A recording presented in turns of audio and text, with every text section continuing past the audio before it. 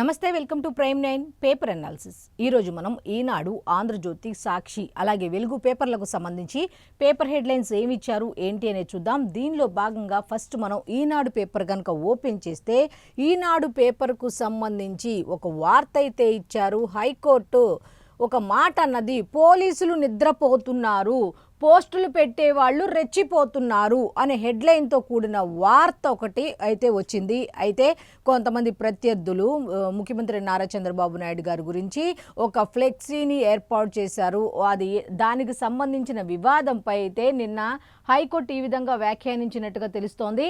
పోలీసులు నిద్రపోతున్నారు, పోస్టులు పెట్టేవాళ్ళు రెచ్చిపోతున్నారు అన్నట్టుగా హెడ్లైన్తో కూడిన వార్త అయితే ఉంది. పోలీసులు గనక గతంలోనే కఠినమైన చర్యలు తీసుకుంటే, సామాజిక మాధ్యమాల్లో పోస్టులు పెట్టే వారి మీద గనక కఠినమైన చర్యలు తీసుకొని ఉంటే, ఇప్పుడు సాక్షాత్తు ముఖ్యమంత్రి మీదే ఈ విధంగా రాబోయే విధ్వంసాన్ని ముందుగానే వాళ్ళు చెప్పటం అనేది చూస్తుంటే పోలీసులు ఏం చేస్తున్నారు, కరెక్ట్గా పోలీసులు పని చేయటం లేదు అన్నట్టుగా వ్యాఖ్యానించినట్టుగా ఉంది. అయితే వీళ్ళు ఏమిచ్చారు ఏంటి అనేది కూడా డీటెయిల్స్ ఒకసారి చూద్దాం. సోషల్ మీడియాలో అసభ్య పోస్టుల్ని నియంత్రించలేకపోవడం మీ చేతగానితనమే, పోలీసుల చేతగానితనమే అంటూ పోలీసులకైతే సూచించినట్టుగా తెలుస్తోంది. వైఎస్ఆర్ కాంగ్రెస్ పార్టీ నేత సజ్జల భార్గవ్ రెడ్డి పిటిషన్పై విచారణలో అయితే హైకోర్టు అయితే ఆగ్రహం వ్యక్తం చేసింది, ఇటువంటి వ్యాఖ్యలు చేసింది అన్నట్టుగా ఇచ్చారు. అయితే 2029లో మీరు చేయబోయే విధ్వంసం కోసం ఎదురు చూస్తున్నాం అని ఫ్లెక్సీలు పెట్టారంటే వారికి ఎంత ధైర్యం? 2029లో మేమేం చేస్తున్నాము, సీక్రెట్గా చేయటం వేరు, మేమేం చేస్తున్నాము అంత ఓపెన్గా అంత ఇదిగా చేశారు అంటే మమ్మల్ని ఎవరు చూడరా, లేకపోతే మమ్మల్ని ఎవరు అంటే అలా పోస్టులు పెట్టిన వాళ్ళ ఫీలింగ్ ఏంటి? మిమ్మల్ని ఎవరు చేసేవాళ్ళు ఎవరు లేరా, మిమ్మల్ని చూసేవాళ్ళు ఎవరు లేరా, లేకపోతే మిమ్మల్ని పట్టించుకునే వాళ్ళు ఎవరు లేరా, మీరు ఎటువంటి మాటలు మాట్లాడినా సరే మాకు వెనక ఏదో ఉందిలే అన్న అండా, లేకపోతే ఏంటి? అంత ధైర్యంగా అంత ఓపెన్గా పోస్టులు ఎలా పెడతారు అన్నట్టుగా. అయితే సీఎంను అవమానించడం అంటే 5 కోట్ల మంది ప్రజల్ని అవమానించడం కాదా? ఒక సీఎంనే అలా విమర్శించారు, అలా ఆ విధంగా అటువంటి పోస్టులు పెట్టారు అంటే మిగతా వాళ్ళ పరిస్థితి ఏమిటి? 5 కోట్ల మంది ప్రజలను విమర్శించినట్టు కాదా, వాళ్ళని అన్నట్టు కాదా, వాళ్ళని అవమానించడం కాదా అన్నట్టుగా వ్యాఖ్యానించినట్టుగా ఉంది. అయితే 2020లో హైకోర్టు జడ్జిలపై, ఇది ఇప్పుడు జరుగుతున్నది కాదు, 2020లో కూడా హైకోర్టు సిట్టింగ్ జడ్జిలపై పోలీసుల పోస్టుల కేసు సిబిఐకి అప్పగించినా ఫలితమే లేదు. సిబిఐకి అప్పగించినా కూడా ఇంతవరకు ఏం తెలియందో కూడా తెలియని పరిస్థితి ఉంది అంటే మిగతా వాళ్ళ పరిస్థితి ఏంటి? అసలు రాష్ట్రంలో ఏం జరుగుతోంది? ఈ సోషల్ మీడియాలో, సామాజిక మాధ్యమాల్లో పోస్టులు పెట్టేవారు ఇంత పేటరేగిపోవటానికి ఎవరు కారణం? పోలీసులు ఏం చేస్తున్నారు అన్నట్టుగా హైకోర్టు అయితే ఆగ్రహం వ్యక్తం చేసినట్టు తెలుస్తోంది. అయితే సిద్ధాంతపరంగా విభేదాలు ఉండొచ్చు, కానీ కుటుంబ సభ్యులను అవమానించేలా మాట్లాడే హక్కు, పోస్టులు పెట్టే హక్కు, అధికారం అయితే ఎవ్వరికీ లేదు. ఇది ఫస్ట్ నుంచి కూడా చాలామంది ఖండిస్తున్న మాట. ఇప్పుడు సిద్ధాంతపరంగా ఒక్కొక్కరికి ఒక్కొక్క ఆలోచన ఉండొచ్చు, విభేదాలు ఉండొచ్చు, కానీ వాళ్ళ ఇళ్లల్లో వాళ్ళని ఇష్టం వచ్చినట్టు మాట్లాడటం ఎంతవరకు కరెక్ట్? ఆ హక్కు అనేది ఎవరికీ లేదు అన్నట్టుగా హైకోర్టు వ్యాఖ్యానించడం కాదు. ఇది గతంలో కూడా చాలాసార్లు చాలామంది చెప్పారు, సిద్ధాంతపర విభేదాలు ఉంటే చూసుకోవాలి తప్ప ఇళ్ల వాళ్ళని ఆ విధంగా రోడ్డు మీదకి లాగే అటువంటి అసభ్య పదజాలం వాడటం అనేది ఇప్పుడు వచ్చింది కాదు, ఎప్పటి నుంచో ఉన్న సంస్కృతి. అది ఇంకా 2024 తర్వాత కూడా కొనసాగుతోంది అంటే అసలు ఏం చేస్తున్నారు పోలీసులు? అలాంటి అసభ్య పదజాలం వాడే వాళ్ళని ఎందుకు కఠినంగా శిక్షించలేకపోతున్నారు అనేది ఇక్కడ వాదన. అయితే దీనికి సంబంధించిన డీటెయిల్స్ ఒకసారి చూద్దాం. పోలీసుల చేతకానితనం వల్లే సోషల్ మీడియాలో అసభ్య అవమానకర పోస్టులు పెడుతూ పేటరేగిపోతున్నారని, అలాగే హైకోర్టు అయితే మండిపట్టడం జరిగింది. 2029లో మీరు చేయబోయే విధ్వంసం కోసం ఎదురు చూస్తున్నాం అంటూ ఒక పోస్టు కనుక విజయవాడలో ఫ్లెక్సీ పెట్టారంటే వారికి ఎంత ధైర్యం ఉండాలి అంటూ ఆగ్రహం వ్యక్తం చేసింది. దీనికి కారణం పోలీసుల అసమర్థత కాదా అని నిలదీసింది. ఎవరిని విధ్వంసం చేస్తారు? రాష్ట్రాన్ని విధ్వంసం చేస్తారా, రాష్ట్ర ప్రజలను విధ్వంసం చేస్తారా అన్నట్టు ప్రశ్నించింది. అయితే ఈ విధంగా ఇష్టం వచ్చినట్టు మాట్లాడాలన్నా, సామాజిక మాధ్యమాల్లో పోస్టులు పెట్టాలన్నా భయపడేలా పోలీసుల చర్యలు ఉండాలి. ఎవరికి వ్యక్తిగత స్వేచ్ఛ ఏదో ఒక రకంగా ఉంటుంది కదా అని మాట్లాడిన వాళ్ళ ప్రతి ఒక్కళ్ళని మీకు ఎగైనెస్ట్గా మాట్లాడుతుంటే మీకు నిజంగా ఇందాక చెప్పినట్టు సిద్ధాంతపరంగా చెప్పే విధానంలో తేడా ఉంటే మీరు చెప్పాలి. కానీ వాళ్ళని ఇష్టం వచ్చినట్టు నోటుకు వచ్చినట్టు అసభ్య పదజాలంతో వాడటం అనేది ఎంతవరకు కరెక్ట్? అలా వాడిన వాళ్ళని మీరు ఎటువంటి చర్యలు తీసుకోకపోవటం వల్లే ఈ విధంగా పేటరేగిపోతున్నారు అంటూ మాట్లాడటం జరిగింది. సామాజిక మాధ్యమాల్లో అసహ్య అభ్యంతరకర పోస్టులను పోలీసులు సీరియస్గా తీసుకోకపోవటం వల్లే 2024 గత సంప్రదాయాన్ని ఇప్పటికీ కొనసాగిస్తున్నారు. అంటే ఏం జరుగుతోంది? పోలీసుల తీరు ఇలా ఉంటే ఎవరు భయపడతారు? అయ్యో, ఇప్పుడు పోలీసులు కఠినమైన చర్యలు తీసుకుంటే అమ్మో ఈ పోస్ట్ పెడితే ఏమైద్దో, అమ్మో ఇది ఎలా పడితే అలా మాట్లాడితే ఏమైద్దో అన్న భయం ఎలా కలుగుతుంది? పోలీసులు నిద్రపోతున్నారు కాబట్టే పోస్టులు పెట్టేవాళ్ళు రెచ్చిపోతున్నారంటూ హైకోర్టు వ్యాఖ్యానించింది. ఇప్పటికే పోస్టులు పెట్టిన కేసులో దర్యాప్తు సక్రమంగా పూర్తి చేసే నిందితులను కోర్టు ముందు నిలబెడితే ఇంత ధైర్యం చేసేవాళ్ళ? గతంలో ఎంతమంది ఎన్ని రకాల మాటలు మాట్లాడారో మనందరం చూసాము. మరి వాళ్ళని కనుక మీరు కఠినంగా శిక్షించి ఉంటే అది ఇప్పుడు జరిగేదా? అయితే సామాజిక మాధ్యమాల్లో పోస్టుల ద్వారా ముఖ్యమంత్రిని అవమానించడం అంటే 5 కోట్ల మంది ఆంధ్రులను అవమానించడం కాదా అంటూ నిలదీసింది. 2020 సంగతి ప్రస్తావన హైకోర్టు జడ్జీలపై అభ్యంతరకర ప్రతిష్టతను దిగజార్చే పోస్టులు పెట్టారని గుర్తు చేసింది. ఈ వ్యవహారంపై హైకోర్టు ఇచ్చిన ఫిర్యాదుతో కేసులు నమోదు చేసిన దర్యాప్తును సిబిఐకి అప్పగించిన ఫలితమే లేదంది. పోలీసులు, సిఐడి, సిబిఐ ఏమీ చేయలేరనే ధైర్యంతో ఇటువంటి పోస్టులు పెడుతున్నారు. ఇప్పటికే మీరు అలానే ఉంటారా అన్నట్టుగా హైకోర్టు అయితే నిలదీసిన తెలుస్తోంది. నిజంగా ఒక హైకోర్టు చెప్పిందనే కాదు కానీ నిజంగా వాస్తవంగా మనం కూడా ఆలోచిస్తే ఒక చిన్నపిల్లాడైనా ఒకసారి తప్పు చేస్తే ఇది ఖండించాలి అని ఒకసారి మనం ఖండిస్తే వాడు రెండోసారి తప్పు చేయడు కదా. అలాంటిది ఎవరు ఏం పట్టించుకోకపోవడం వల్లే కదా ఇంత దూరం వచ్చింది. ఇళ్లలో వాళ్ళని, ఇళ్లలో ఆడపిల్లల్ని, ఇళ్లలో మహిళల్ని ఈ విధంగా బయటకు తీసుకొచ్చి ఇలా మాట్లాడుతున్నారంటే సాక్షాత్తు ముఖ్యమంత్రి గురించి అలా పెట్టారు. 2029లో సృష్టించే విధ్వంసం కోసం మేము ఎదురు చేస్తున్నాము అంటే అసలు ఆ మాట అర్థం ఎంత భయానకంగా ఉంది ఒకసారి మీరు ఆలోచించండి. అయితే దీనికి సంబంధించి హైకోర్టు ఈ విధంగా వ్యాఖ్యానించింది. దానికి సంబంధించి అయితే కంప్లీట్ డీటెయిల్స్ పేజ్ నెంబర్ 3లో ఉన్నాయి. నెక్స్ట్ ఇంకొక వార్త ఉంది, ఆ వార్త కూడా ఏంటో చూద్దాం. తేలుస్తారా బిగిస్తారా? పాక్లో చర్చలకు సర్వం అయితే సిద్ధమైనట్టుగా తెలుస్తోంది. అయితే ఇస్లామాబాద్కు అమెరికా, ఇరాన్ బృందాలు అయితే చేరుకున్నాయట. కీలక అంశాలపై సయోధ్య కుదిరేనా? ఎవరికి వాళ్ళు కొన్ని ఒప్పందాలు పెట్టుకున్నారు. అసలు ఈ వీళ్ళ ఒప్పందాలకి వాళ్ళ ఒప్పందాలకి అసలు సయోధ్య అనేది కుదురుతుందా? భేటీ అయితే కాబోతోంది అన్నట్టు తెలుస్తోంది. ఇంతకీ ఏం జరగబోతోంది, జరిగిందంతా పక్కన పెడితే ఏం జరగబోతోంది అనే దాని మీద అయితే ఉత్కంఠ అయితే నెలకొన్నట్టుగా తెలుస్తోంది. అయితే లెబనాన్పై దాడులు కొనసాగితే మాత్రం ఖచ్చితంగా అనేది ఈ శాంతి చర్చలకు సంబంధించి ఉండే ప్రసక్తే లేదు అంటూ ఇరాన్ కూడా తేల్చి చెప్పడం జరిగింది. ఇరాన్ చెంత నుంచి మా బలగాలు అప్పుడే వైదొలగవు. అయితే పూర్తిగా చర్చలు అంతా కొనసాగిన తర్వాత మాత్రమే ఆ ఇరాన్ నుంచి తమ సైన్యం అనేది, తమ బలగాలు అనేవి బయటకు రావు, అక్కడే ఉంటాయి, అప్పుడు దాకా వైదొలగు అంటూ కూడా ట్రంప్ కూడా ప్రకటించడం జరిగింది. లెబనాన్తో ప్రత్యక్ష చర్చలకు నెతన్యాహు సంసిద్ధత వ్యక్తం చేసినట్టుగా తెలుస్తోంది.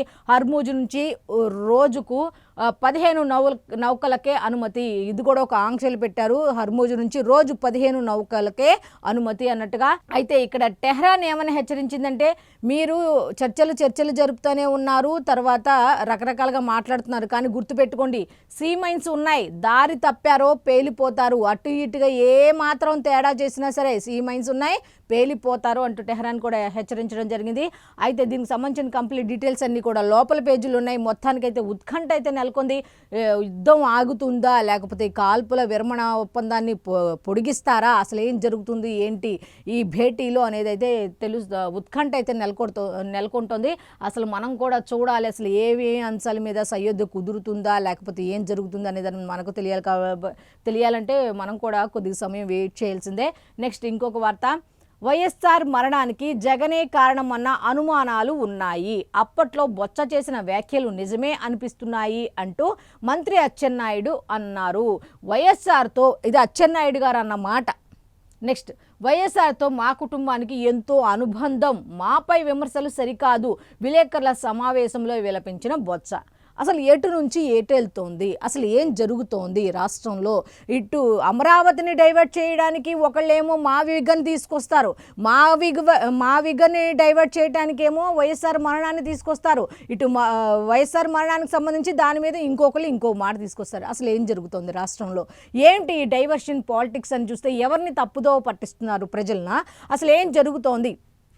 అయితే ఇక్కడ చూసుకున్నాం, ఇక్కడ ఈయన అచ్చెన్నాయుడు, మంత్రి అచ్చెన్నాయుడు చెప్పింది ఏమిటి అంటే వైఎస్ఆర్ మరణానికి జగనే కారణమన్న అనుమానాలు ఉన్నాయి. ఏ విధంగా జగనే కారణం అన్న అనుమానాలు ఉన్నాయి? ఏ విధంగా ఉన్నాయి అంటే 2012లో జూన్ 2వ తారీఖున బొత్స సత్యనారాయణ గారు ఈ మాట అన్నారు. ఎందుకు? ఆయన అప్పుడు కాంగ్రెస్ పార్టీలో ఉన్నారు కాబట్టి ఆయన విజయమ్మ వీళ్ళందరూ ఈ పదవికి సంబంధించిన హైయెస్ట్ పొజిషన్స్ గురించి వాళ్ళు ఉండేసరికి ఆయన ఏమన్నారు అంటే అసలు వీళ్ళందరూ ఆ ఉన్నత పదవి కోసం పోట్లాడుకుంటూ డిస్కషన్ చేసుకుంటూ ఎవరికి వాళ్ళు ఉన్నారు అంటే ఈ మరణానికి జగనే కారణమా వైఎస్ఆర్ మరణానికి అన్నట్టుగా ఆయన 2012 జూన్ 2వ తారీఖున అన్నట్టుగా ఈయన ప్రూఫ్లతో సహా చూపిస్తూ మాట్లాడారు. ఎవరు? మంత్రి అచ్చెన్నాయుడు గారు. మరి దానికి కౌంటర్గా ఈయన ఏం చెప్పారు అంటే అసలు వైఎస్ఆర్ కుటుంబంతో మాకు అవినాభావ సంబంధం ఉంది, అసలు ఇలాంటి వ్యాఖ్యలు ఎలా చేస్తారు, ఇలాంటి మాటలు ఎలా మాట్లాడతారు అంటూ ఆయన విలపించినట్టుగా తెలుస్తోంది. అయితే ఇక ఈ 10-15 రోజుల పాటు ఇప్పుడు వైఎస్ఆర్ మరణం మీదే జరుగుతుంది. ఇప్పుడు అమరావతి టాపిక్, మా విగన్ టాపిక్ ఇవన్నీ కలగాపులగమై మరణాల దాకా వెళ్ళింది, వైఎస్ఆర్ మరణం దాకా వెళ్ళింది. ఇప్పుడు ఇది ఏ విధంగా ముందుకు వెళ్తుందో, ఆ జగన్ ఎలా స్పందిస్తారో, ఈ నాయకులు ఎలా స్పందిస్తారో, ఈ అసలు ఏం జరుగుతోంది, అయోమయ పరిస్థితిలో ఉన్నారు. అసలు ఆంధ్రప్రదేశ్ గత 5 ఏళ్లలో వెనక్కి వెళ్ళిందని ఒక పక్క చెప్తూ ఇప్పుడు ఆల్రెడీ 2024 తర్వాత కొంచెం ముందుకు వెళ్తోంది అన్న టైంలో మళ్ళీ ఏమిటి రాజకీయాలు, ఇటువంటి రాజకీయాలా జరిగేది అని చుట్టుపక్కల రాష్ట్రాలు కూడా విస్తుపోతున్న పరిస్థితి అయితే మన ఆంధ్రప్రదేశ్లో జరుగుతున్న పరిస్థితులను చూసి అయితే చెప్పుకుంటున్నారు అన్నట్టుగా చాలామంది చెప్తున్న మాట. అయితే దీనికి సంబంధించి కంప్లీట్ డీటెయిల్స్ అన్నీ కూడా లోపల ఉన్నాయి. నెక్స్ట్ ఇంకొక వార్త, ఆ వార్త కూడా ఏంటి అంటే మీలాంటి 1000 మంది వచ్చినా అమరావతి అనేది అస్సలు ఆగదు, ఎంతమంది వచ్చినా అమరావతి ఆంధ్రప్రదేశ్ రాజధాని అని క్లారిటీ వచ్చేసింది. మరి ఇప్పుడు మా లక్ష్యం దాన్ని అభివృద్ధి చేయటమే అంటూ నాయకుడే కాదు ఆ పార్టీ మొత్తం అలాగే అనిపిస్తోంది. వైఎస్ఆర్ కాంగ్రెస్ బ్యాచ్ అరాచకాలు, బెదిరింపులు ఇంకా ఎక్కువ అయిపోతున్నాయి. 3 ముక్కలాట ముగిసి మా విగనాన్ని మొదలుపెట్టారు. అధికారంలో ఉండగా విధ్వంసం, ప్రతిపక్షంలో ఉండగా బెదిరింపులు. బాపట్ల జిల్లా సూరేపల్లి మీ భూమి మీ హక్కు సభలో సీఎం చంద్రబాబు అయితే ఒక మాట చెప్పారు. అక్కడైతే ఇకపై పాస్ పుస్తకాలను తారుమారు చేయలేరు, భూ సమస్యలకు శాశ్వత పరిష్కారం అయితే ఉంది అన్నట్టుగా ఆయన చెప్పుకుంటూ వచ్చారు. ఆయన ఎక్కువ శాతం అక్కడ కార్యక్రమం అయితే మీ భూమి మీ హక్కు గురించి మాట్లాడటం జరిగిన తర్వాత అమరావతి రాజధాని గురించి ప్రస్తావించారు. వైఎస్ఆర్ కాంగ్రెస్ పార్టీకి సంబంధించి ఏం జరగబోతుంది, ఏం చేస్తున్నారు అనే దాని మీద కూడా కంప్లీట్ డీటెయిల్స్ అయితే ఇచ్చారు. అయితే దీనికి సంబంధించి కంప్లీట్ డీటెయిల్స్ 3వ పేజీలో ఉన్నాయి. నెక్స్ట్ ఓట్లకు పోటెత్తిన జనం అంటూ పుదుచ్చేరిలోని విఓసి ప్రభుత్వ పాఠశాల పోలింగ్ కేంద్రంలో ఓటర్లను పువ్వులతో ఆహ్వానిస్తున్న రోబో నిల. ఇదిగోండి దీని పేరు నిల అంట, రోబో నిల అంట. పువ్వులతో ఆహ్వానిస్తుందంట ఓట్లు వేయటానికి వచ్చిన. ఆ విధంగా అక్కడ ఏర్పాట్లు చేశారట. ఓట్లకు పోటెత్తిన జనం. 2 రాష్ట్రాలు యూటీలో భారీ పోలింగ్ అయితే జరిగిందట. మహిళలే ముందు వరుసలో ఉన్నారు. మహిళలు తమ ఓటు హక్కును ఎక్కువ శాతం వినియోగించుకున్నారు అన్నట్టు తెలుస్తోంది.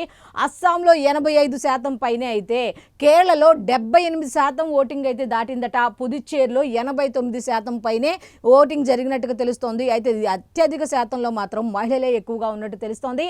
అయితే ఈ 3 రాష్ట్రాలకు సంబంధించి 2 రాష్ట్రాలు అలాగే కేంద్ర పాలిత ప్రాంతంలో ఒకటి జరిగింది పుదుచ్చేరి. దానికి సంబంధించి ఎలా జరిగింది ఏంటి, అక్కడ ఎటువంటి ఏర్పాట్లు చేశారు ఏంటి అనే దాని మీద మొత్తం కంప్లీట్ డీటెయిల్స్ అన్ని కూడా పేజ్ నెంబర్ 3లో ఇవ్వటం జరిగింది. నెక్స్ట్ ఇంకొక వార్త ఉంది, లాస్ట్ వార్త. అదేంటి ఒకసారి మనం చూస్తే ఆక్సిజన్ ప్లాంట్ల ఆయువు తీసేశారు. అసలు ఆక్సిజన్ ప్లాంట్లు గతంలో ఉన్నవి ఉన్నాయి కదా, వాటి ఆయువు తీసేశారు.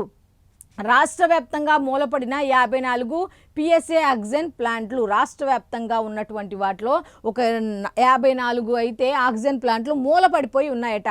పాడైన వాటికి మరమ్మతులు చేయించని అధికారులు ఏటా కోట్లలో వెచ్చించి ప్రాణవాయువు కొనుగోలు. ఉన్న వాటిని ఉపయోగించుకోవడం తెలియక కోట్లు ఖర్చు పెట్టి ప్రాణవాయువును కొనుగోలు చేస్తున్నారు. బోధనాసుపత్రిలో నిరాటంకంగా అక్రమాల భాగోతం అయితే ఒకటి బయటపడింది అన్నట్టు తెలుస్తోంది. అయితే దీనికి సంబంధించిన కంప్లీట్ డీటెయిల్స్ అన్నీ కూడా పేజ్ నెంబర్ 3లో ఉన్నాయి. నెక్స్ట్ సాక్షికి వెళ్ళిపోదాం. సాక్షి పేపర్లో హెడ్లైన్స్ ఏమిచ్చారు ఏంటి కనుక చూస్తే ఫస్ట్ హెడ్లైన్ వచ్చేసి ముకుల్ సిక్సర్ల మోత అంటూ ఒక హెడ్లైన్తో కూడిన వార్త అయితే ఇచ్చారు. ఐపీఎల్కి సంబంధించి కోల్కతా నైట్ రైడర్స్ పై 3 వికెట్ల తేడాతో లక్నో అయితే విజయం సాధించింది అన్నట్టుగా ఇచ్చారు. అయితే దీని మీద కంప్లీట్ డీటెయిల్స్ అన్ని కూడా పేజ్ నెంబర్ 13లో ఉన్నాయి. నెక్స్ట్ 5 రోజుల లాభాలకు బ్రేక్ అయితే పడిందట. ఏమిటి అంటే సీజ్ ఫైర్ పై సందిగ్ధంతో సెన్సెక్స్ 930, నిఫ్టీ 222 పాయింట్లు క్రాష్. గత 5 రోజులుగా అమ్మయ్య అనుకుంటూ ఒక కొంచెం పెరుగుతున్న స్థాయిలో ఆ 5 రోజుల లాభాలకైతే సడన్గా బ్రేక్ పడింది అన్నట్టుగా తెలుస్తోంది. అయితే దీనికి సంబంధించిన కంప్లీట్ డీటెయిల్స్ అన్నీ కూడా పేజ్ నెంబర్ 13లో ఉన్నాయి. నెక్స్ట్ ఇంకొక వార్త ఉంది. ఆ వార్త కూడా ఏమిటి ఒకసారి మనం చూస్తే సాక్షి పేపర్కి సంబంధించి మెయిన్ వార్త. ఎల్ఓసి దోచేసి సీఎంఆర్ఎఫ్ స్వాహా, సీఎంఆర్ఎఫ్ నిధులు కూడా స్వాహా చేశారు అన్నట్టుగా ఒక హెడ్లైన్తో కూడిన వార్త అయితే ఇచ్చారు. అయితే డీటెయిల్స్ ఒకసారి మనం చూస్తే మండల స్థాయి నుంచి నియోజకవర్గాల వరకు కూటమి నేతలు ప్రజాప్రతినిధుల వసూళ్ల పర్వం. ఈ సీఎంఆర్ఎఫ్ చెక్కులకు సంబంధించిన నిధులకు సంబంధించి కూడా మండల స్థాయి నుంచి నియోజకవర్గాల వరకు కూడా కూటమి నేతలు అయితే నిధులను స్వాహా చేస్తున్నారు అన్నట్టు తెలుస్తోంది. పలువురు కూటమి ఎమ్మెల్యేలు మంత్రుల ద్వారా అందిన దరఖాస్తులు బోగస్ అన్నట్టుగా సొంతంగా ప్రైవేట్ ఆసుపత్రులు నిర్వహిస్తున్న కొందరు కూటమి ప్రజాప్రతినిధులు ఆసుపత్రులకు ఎల్ఓసీలో మంజూరులో అక్రమాలు, అనారోగ్య బాధితులకు అందాల్సినవి పక్కదారి పడుతున్నాయి. అటు ఆరోగ్యశ్రీ నిర్వీర్యం, ఇటు వాటాల దందా, పేదలకు ఉచిత వైద్యానికి బాబు సర్కార్ అయితే తూట్లు పొడిచింది అన్నట్టుగా ఒక హెడ్లైన్తో కూడిన వార్త అయితే ఇచ్చారు. రాష్ట్రంలో కొత్త పుంతలు తొక్కుతున్న అవినీతి, అలాగే దేశ చరిత్రలో నీతి బాహ్యమైన సిగ్గుమాలిన వ్యవహారాలకు పరాకాష్ఠగా ఆంధ్రప్రదేశ్లో జరుగుతోంది అన్నట్టుగా అయితే ఇచ్చారు. అది దీనికి సంబంధించిన కంప్లీట్ డీటెయిల్స్ లోపల ఉన్నాయి. నెక్స్ట్ యుద్ధానికి సంబంధించిన ఇంకొక వార్త ఉంది. ఆ వార్త కూడా ఏమిటి అంటే సందిగ్ధత నడుమ శాంతి అంటున్నారు కానీ అసలు ఏం జరుగుతుందో అర్థం కాని పరిస్థితి అయితే అక్కడ నెలకొంది. లెబనాన్పై కాల్పులు, హర్మూజ్లో నౌకాయానంపై స్పష్టత లేకుండానే కొనసాగుతున్న కాల్పుల విరమణ. అసలు దేని మీద ఒక క్లారిటీ లేదు, కానీ కాల్పుల విరమణ ప్రస్తుతానికైతే కొనసాగుతున్నట్టుగా అయితే వీళ్ళైతే ఇచ్చారు. అయితే లెబనాన్తో నేరుగా చర్చలకు సిద్ధమన్న ఇజ్రాయెల్, అయితే హెజ్బొల్లా ఆయుధాలు విడనాడాలన్న నెతన్యాహు, అయితే హెజ్బొల్లా అయితే ఆయుధాలు పక్కన పెట్టేయాలి అంటూ నెతన్యాహు కోరడం జరిగింది. శనివారం పాకిస్తాన్లో మొదలు కానున్న చర్చలు, లెబనాన్పై ఇజ్రాయెల్ దాడిలో 303కు పెరిగిన మరణాలు అంటూ సముద్ర మందు పాత్రలతో జాగ్రత్త, మీరేదో అనుకుంటున్నారేమో ఏ మాత్రం తేడా వచ్చినా అన్నట్టుగా హర్మూజ్లో కాస్తంత దూరంగా జరిగి వెళ్ళండి. సరుకు రవాణా నౌకలకు ఇరాన్ అయితే సూచన చేసినట్టుగా తెలుస్తోంది. సీమెన్స్ అమర్చిన ప్రాంతం చార్ట్ విడుదల, ఎక్కడెక్కడైతే ఉన్నాయి ఏంటి అనే దాని మీద అయితే ఒక మ్యాప్ కూడా విడుదల చేసినట్టుగా తెలుస్తోంది. అయితే దీనికి సంబంధించిన కంప్లీట్ డీటెయిల్స్ అన్ని కూడా పేజ్ నెంబర్ 6లో ఉన్నాయి. నెక్స్ట్ ఇంకొక వార్త, జేఈఈ మెయిన్కు ఫేక్ అడ్మిట్ కార్డులు వచ్చాయి అన్నట్టుగా తెలుస్తోంది. దీనికి సంబంధించిన వార్త, ప్రాణం తీసిన సరదా అంటూ ఇంకొక వార్త, డ్రోన్ ఎగరేస్తే ఫీజు కట్టాల్సిందే అంటూ ఇంకొక వార్త, 5 మావోయిస్టులు లొంగిపోయారు అన్నట్టుగా ఇంకొక వార్త. మొత్తానికి ఈ వార్తలకు సంబంధించి కంప్లీట్ డీటెయిల్స్ లోపల పేజీల్లో ఉన్నాయి. నెక్స్ట్ ఇంకొక వార్త, అచ్చెన్న ఆ వ్యాఖ్యలు చేయడానికి సిగ్గనిపించలేదా అంటూ రాజకీయ ప్రయోజనాల కోసం ఇంతగా దిగజారాలా?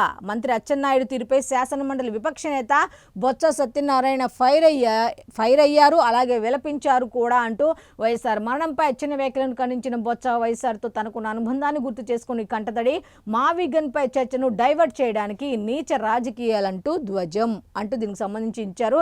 అయితే కంప్లీట్ డీటెయిల్స్ లోపల ఉన్నాయి. నెక్స్ట్ మావిగన్కు మద్దతు పెరుగుతుండటంతో డైవర్షన్ కుట్రలు చేస్తున్నారు, వైఎస్ఆర్ మరణాన్ని తెరపైకి తీసుకొచ్చారు అన్నట్టుగా ఒక వార్త అయితే ఉంది. చాలామంది కూడా మా విగన్నే బెటర్ అని అంటున్నారు అన్నట్టుగా ఒక మ్యాప్ కూడా ఇచ్చేసి దాని గురించి వీళ్ళు ఎక్స్ప్లెయిన్ చేయడం జరిగింది. దీనికి సంబంధించిన కంప్లీట్ డీటెయిల్స్ లోపలైతే ఉన్నాయి. నెక్స్ట్ ఇంకొకటి, ఏబిఎన్ రాధాకృష్ణపై ఫిర్యాదులు అయితే ఇంకా కంటిన్యూగా వెల్లువెత్తుతూనే ఉన్నాయట. దీనికి సంబంధించి కంప్లీట్ డీటెయిల్స్ కూడా, మహిళలపై నీచమైన వ్యాఖ్యలు చేసిన రాధాకృష్ణను అరెస్టు చేయాలి అంటూ ఫిర్యాదులపై రసీదులు ఇచ్చేందుకు పోలీసులు అయితే నిరాకరణ చూపించారు అన్నట్టుగా ఉంది. కంప్లీట్ డీటెయిల్స్ లోపల ఉన్నాయి. నెక్స్ట్, సిఆర్డిఏనే మావిగన్ అంటూ అమరావతి సెల్ఫ్ మానిటైజేషన్ ప్రాజెక్టు అన్నట్టుగా. అయితే 2027 మార్చి నాటికి 1.12 కోట్ల పట్టాదారు పాస్ పుస్తకాల పంపిణీ పూర్తి అయింది అన్నట్టుగా సీఎం నారా చంద్రబాబు నాయుడు గారు చెప్పడం జరిగింది. దీనికి సంబంధించిన కంప్లీట్ డీటెయిల్స్ అయితే కూడా నిన్న నిర్వహించినటువంటి మీ భూమి మీ హక్కు కార్యక్రమంలో పాల్గొన్నటువంటి ఆయన చెప్పడం జరిగింది. నెక్స్ట్, విడిగా ఉంచడం విభజనకు దారి తీయొచ్చేమో అంటూ కేరళలోని శబరిమలకు సంబంధించి అయ్యప్ప స్వామి ఆలయంలోకి 10 నుంచి 50 ఏళ్ల మహిళలను ప్రవేశం నిరాకరించే విధానం కారణంగా సమాజంలో విభజన తలెత్తవచ్చని సుప్రీంకోర్టు అయితే అభిప్రాయపడినట్టుగా తెలుస్తోంది.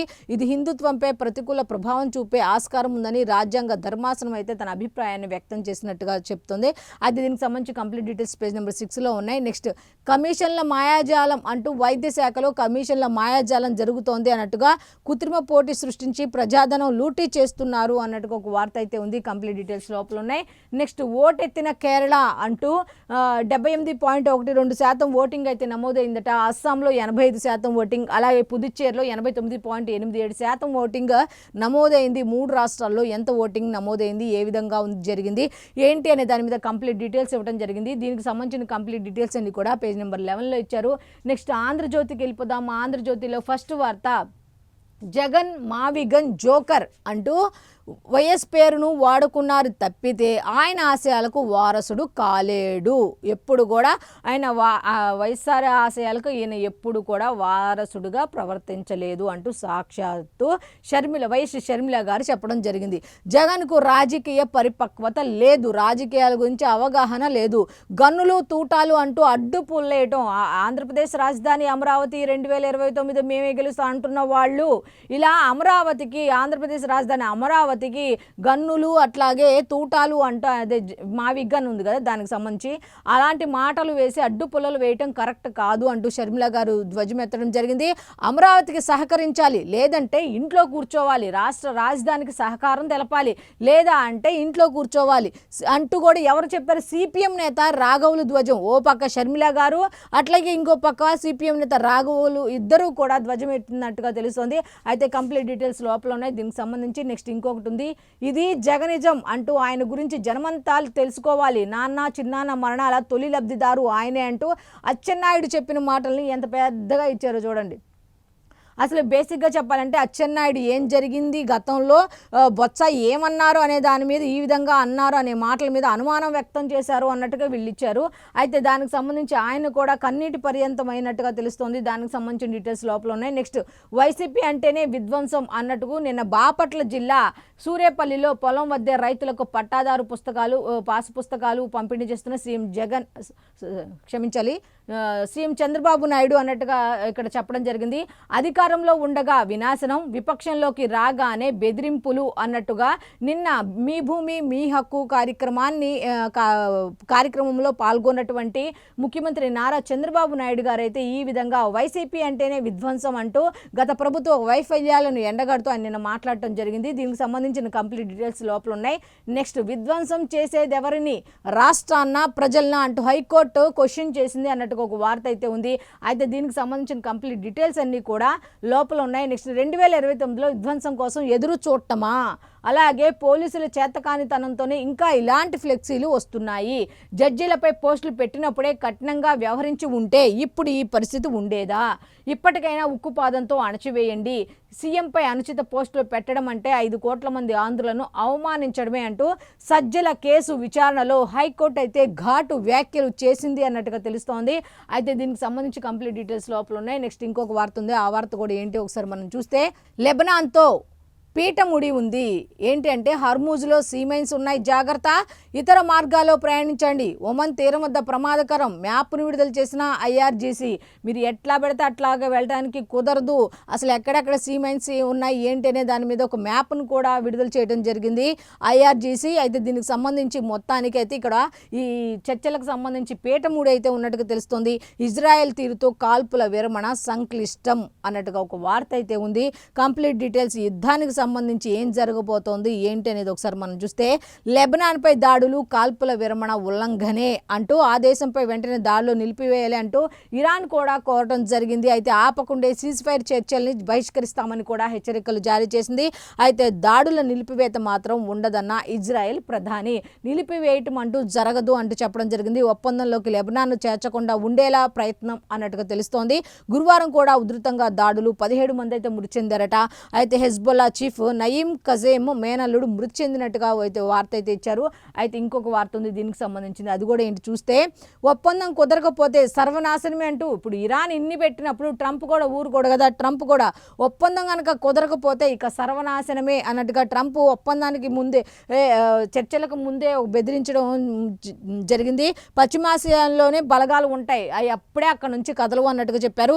రేపు ఇస్లామాబాద్లో చర్చలు. అమెరికా తరపున వాన్స్ బృందం, ఇరాన్ నుంచి పార్లమెంట్ స్పీకర్ గలీబఫ్, విదేశాంగ మంత్రి అరాగ్చి అన్నట్టుగా ఒక వార్త అయితే ఉంది.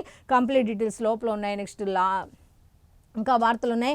ఆపినట్లు ఆపి మళ్ళీ మొదలెట్టారు. కోనసీమలో యథేచ్ఛగా ఇసుక అక్రమ తవ్వకాలు ఆపారు, కానీ మళ్ళీ అవి యథేచ్ఛగా మొదలుపెట్టారు అంటూ ఈసారి గోదావరిలకు భారీ యంత్రాలు తరలించారట.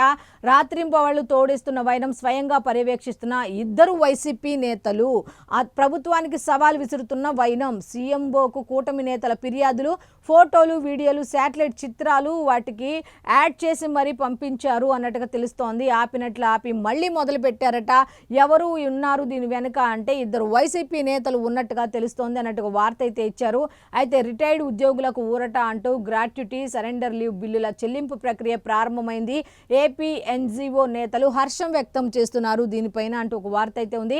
కంప్లీట్ డీటెయిల్స్ లోపల ఉన్నాయి. నెక్స్ట్ అసోంలో 85.64% పోలింగ్ అయితే జరిగిందట. 3 రాష్ట్రాలకు సంబంధించి ఏ విధంగా జరిగింది ఏంటి పోలింగ్ అనే దాని మీద కంప్లీట్ డీటెయిల్స్ అయితే ఇవ్వడం జరిగింది. లోపల ఉన్నాయి కంప్లీట్ డీటెయిల్స్. నెక్స్ట్ ఇంకొక వార్త ఉంది. క్వాంటంతో మేలి మలుపు అంటూ పరిశోధనా కేంద్రంగా అమరావతి క్వాంటం వ్యాలీ అంటూ 2 ఏళ్లలో రాష్ట్రం నుంచే కంప్యూటర్ల ఎగుమతి. టెస్ట్ బెడ్స్గా ఎస్ఆర్ఎం వర్సిటీ, మేధా టవర్స్ 2 కూడా కేంద్రాలుగా కాబోతున్నాయి అన్నట్టు తెలుస్తోంది. అయితే విద్యార్థుల పరిశోధనలకు ప్రత్యేక అవకాశం ఇవ్వనున్నట్టుగా తెలుస్తోంది. దీనికి సంబంధించి కంప్లీట్ డీటెయిల్స్ లోపల ఉన్నాయి. నెక్స్ట్ ఏబిఎన్ ఆఫీస్ ముందు వైసీపీ రచ్చ. 19 మందిపై కేసు నమోదు అట. రెచ్చగొట్టేలా నినాదాలు చేశారు. ఎండీని, సిబ్బందిని దూషించారు. బెదిరింపులకు దిగి భయపెట్టారు. ఎఫ్ఐఆర్లో పేర్కొన్న పోలీసులు అంటూ వార్త. మేం వచ్చిన వెంటనే రాధాకృష్ణ ఉండడు అంటూ కొత్త పలుకు ఏ పలుకు ఉండదు. ఆంధ్రజ్యోతి, ఏబిఎన్ కనపడవు. వైసీపీ నేత కాకాణి బెదిరింపులు. ఇది 2 రోజుల క్రితం ఎవరన్నారో సేమ్ అదే మాట. ఎందుకంటే యథా రాజా తదా ప్రజా అని ఎందుకు అంటారంటే ఇలాగే ఇది 2 రోజుల క్రితం ఎవరన్నారో చూడండి, అదే మాట ఇప్పుడు కాకాణి గోవర్ధన్ రెడ్డి కూడా అదే అని అన్నారు. వైసీపీ నేత కాకాణి బెదిరింపులు ఈ విధంగా మాట్లాడారు. అయితే దీనికి సంబంధించిన కంప్లీట్ డీటెయిల్స్ లోపల ఉన్నాయి. నెక్స్ట్ వెలుగు పేపర్కు సంబంధించి ఫస్ట్ హెడ్లైన్ ఏముంది ఏంటి అనేది ఒకసారి మనం చూస్తే, కాళేశ్వరాన్ని వాడుకలోకి తీసుకురావాలి అంటూ సీఎం రేవంత్ రెడ్డి చెప్పడం జరిగింది. వానాకాలంలోపే బ్యారేజీలకు యుద్ధ ప్రతిపాదికన రిపేర్లు చేయాలి. ఇది సమ్మర్ కాబట్టి ఏం చేసినా ఈ 3 నెలల్లో చేయాలి. వానలు పడేలోపు ఈ వానాకాలంలో బ్యారేజీలకు యుద్ధ ప్రాతిపదికన రిపేర్లు అయితే, మరమ్మతు పనులు అయితే చెయ్యాలి అన్నట్టుగా సీఎం రేవంత్ రెడ్డి సూచించినట్టుగా ఉంది. దీనికి సంబంధించిన కంప్లీట్ డీటెయిల్స్ లోపల ఉన్నాయి. నెక్స్ట్ 1,00,000 ఎకరాలు హాంఫట్ అంటూ రంగారెడ్డి, మేడ్చల్, సంగారెడ్డి జిల్లాలో ప్రభుత్వ భూమి కనిపిస్తే కబ్జా చేసేస్తున్నారు అంటూ ఒక వార్త అయితే ఉంది. దీనికి సంబంధించి కంప్లీట్ డీటెయిల్స్ లోపల ఉన్నాయి. నెక్స్ట్ యుద్ధానికి సంబంధించి దానికి చూస్తే హర్మూజ్ నుంచి రోజుకు 15 షిప్పులకు మాత్రమే అనుమతి, అది కూడా మా అనుమతితోనే అంటూ ఇరాన్ ప్రకటించడం జరిగింది. జలసంధి దాటాలంటే ప్రోటోకాల్ పాటించాల్సిందే. హర్మూజ్ను క్లోజ్ చేసిన కొద్ది గంటల్లోనే రీఓపెన్ అంటూ ఒక వార్త అయితే ఉంది. దీనికి సంబంధించి కంప్లీట్ డీటెయిల్స్ లోపల ఉన్నాయి. నెక్స్ట్ అస్సాంలో 85% పోలింగ్ నమోదైందని నిన్న జరిగిన 3 రాష్ట్రాలకు సంబంధించిన పోలింగ్ డీటెయిల్స్ అయితే ఇవ్వడం జరిగింది. డీటెయిల్స్ లోపల పేజీల్లో ఉన్నాయి. నెక్స్ట్ ఇంకొక వార్త ఉంది. చనిపోయిన కానిస్టేబుళ్ల పేరుతో జీతాలు. ఇది మరీ దారుణం అంటే దారుణం అనమాట. చనిపోయిన కానిస్టేబుల్ పేరుతో జీతాలు ఇస్తున్నారు అన్నట్టుగా, వసూలు చేస్తున్నారట్టుగా కరీంనగర్లో వెలుగు చూసిందట. అయితే దీనికి సంబంధించిన కంప్లీట్ డీటెయిల్స్ లోపల ఉన్నాయి. నెక్స్ట్ కోల్కతాపై లక్నో అయితే గెలిచింది అన్నట్టుగా ఐపీఎల్కి సంబంధించింది ఇచ్చారు. నెక్స్ట్ ఇరాన్ చుట్టే మా బలగాలు, మేమేం బలగాలను వెనక్కి పంపలేదు, ఇరాన్ చుట్టే ఉన్నాయి అంటూ ట్రంప్ ప్రకటించడం జరిగింది. అయితే ఇంకొక వార్త ఉంది. జర్మనీలో ప్రవాసులకు ఫుల్ సపోర్ట్ అంటూ, ఏ కష్టం వచ్చినా సహాయం అందిస్తామంటూ మంత్రి Vivek. Young India vision, global స్కిల్స్తో దూసుకు వెళ్ళండి అన్నట్టుగా. జర్మన్ భాష వస్తేనే కెరీర్లో టాప్ గేర్. రాష్ట్రంలో ఆ లాంగ్వేజ్ నేర్పిస్తున్నాం. బెర్లిన్లో తెలంగాణ వసతులతో మంత్రి ముఖాముఖి నిర్వహించారు. దానికి సంబంధించి కంప్లీట్ డీటెయిల్స్ అయితే ఉన్నాయి లోపల పేజీలో. నెక్స్ట్ 30 ఏండ్ల లోపే రోగాల బారిన యూత్ పడుతున్నారు. ఎందుకు అంటే ఆరోగ్యంగా ఉన్నది 25% మందే, 59% మందికి ఊబకాయం వస్తోంది అన్నట్టుగా డీటెయిల్స్ అయితే ఇచ్చారు. రీజన్స్ ఏంటి అంటే 20 ఏండ్లు నిండకుండానే అమ్మాయిలకు సమస్యలు, 40% మందికి రక్తహీనత, విటమిన్ B12, విటమిన్ డి లోపాలు, మహిళలో 51 ఏండ్లకే క్యాన్సర్ ముప్పు వస్తోంది. అలాగే అన్ని ఏజ్ గ్రూప్లలో సగం మందికి గుండె జబ్బులు. Apollo hospitals health of the nation రిపోర్టులో ఆందోళనకర అంశాలు అయితే వ్యక్తపరిచింది అన్నట్టుగా ఉంది. కంప్లీట్ డీటెయిల్స్ లోపల ఉన్నాయి. నెక్స్ట్ బీఆర్ఎస్లోకి జీవన్ రెడ్డి అన్నట్టుగా జీవన్ రెడ్డికి శాలువా కప్పుతూ కేటీఆర్ అయితే సాధారణంగా పార్టీలోకి ఆహ్వానిస్తున్నట్టుగా ఉంది. ఈ నెల 27న చేరే అవకాశం అన్నట్టుగా ఇంటికెళ్ళి ఆహ్వానించిన కేటీఆర్ జీవన్ రెడ్డికి గౌరవ స్థానం ఇస్తామంటూ కూడా వాళ్ళు ఇంటికెళ్ళి ఆహ్వానించారా, కానీ మీరు వచ్చినందుకు మీకు గౌరవ స్థానం ఇస్తామంటూ కూడా వెల్లడించినట్టుగా తెలుస్తోంది. కంప్లీట్ డీటెయిల్స్ లోపల ఉన్నాయి. నెక్స్ట్ ఇంకొకటి, వరంగల్ జిల్లాలో యువతిపై గ్యాంగ్ రేప్ హత్య అంటూ పంట చేనులో అత్యాచారం చేసి ఇంటికి తీసుకొచ్చి ఉరివేసి చంపినట్టు బంధువులు అయితే ఆరోపిస్తున్నారు. గంజాయి మత్తులో 4 యువకులు దారుణానికి ఒడిగట్టారనే ఆగ్రహం, నిందితులను వెంటనే అరెస్ట్ చేయాలని ఆందోళన అంటూ ఒక వార్త ఉంది.